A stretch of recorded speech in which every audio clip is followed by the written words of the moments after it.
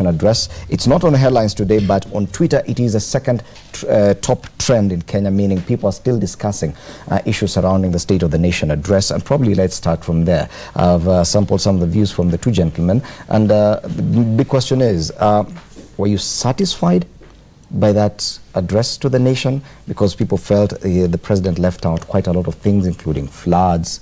Were you really satisfied? I think I did well, but I wasn't satisfied.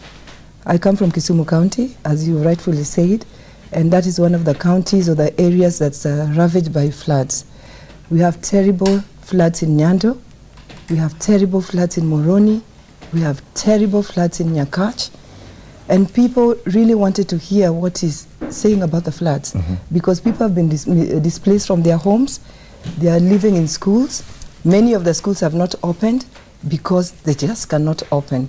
So I think a lot of Kenyans wanted to hear about what the government or his government is doing with the floods.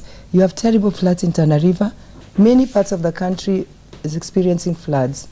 So I was disappointed in that area. Okay. I was also disappointed when he began to talk about the challenges and began to appeal to Parliament to help him pass laws to fight corruption. I expected him, or I hope that he'd also appeal to Parliament to actually get it right with the Constitution. The Constitution clearly stipulates that we must effect the two-third gender rule. 10 years and 10 years more after the Constitution was promulgated, we still haven't gotten that right. That is a key thing, and I really wished and hoped that you'd talk about it. But I think that he did quite well, especially when he came down and asked for forgiveness. That's a sign of humility. And usually when things are going wrong and one person steps down and asks for forgiveness, it puts everything back on the right track. So I was happy that he did that. And for people of Kisumu County, where I come from, they've really been waiting for that sign of requesting for forgiveness. Because they felt they lost a lot in the last year in terms of property, in terms of lives.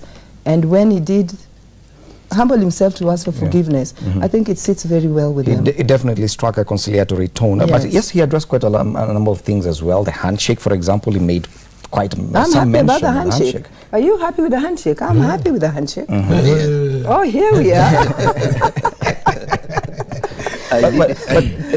Because many people thought that probably he would come out and give more clarity, because no, people don't know exactly that wasn't what the platform to give clarity about the handshake. There is going to be a platform for that.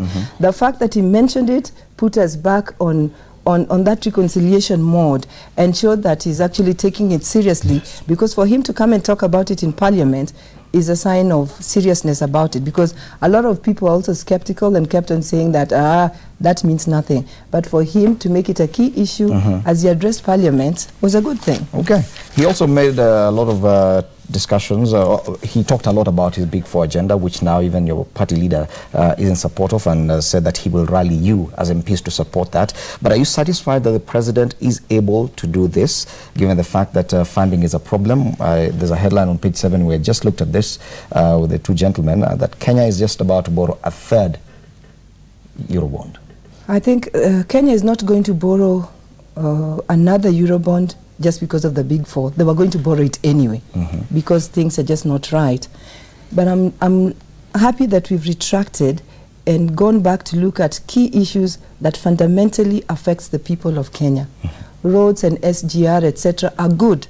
But what about the lives of Kenyans? We need something that actually touches the lives of Kenyans. When you talk about health, that touches the life of an ordinary Kenyan. When you talk about housing, that touches the life of an ordinary Kenyan. When you talk about food security, it touches the life of an ordinary Kenyan. So I think that what the president is trying to do is, okay, let me leave a legacy that has improved the life of an ordinary Kenyan.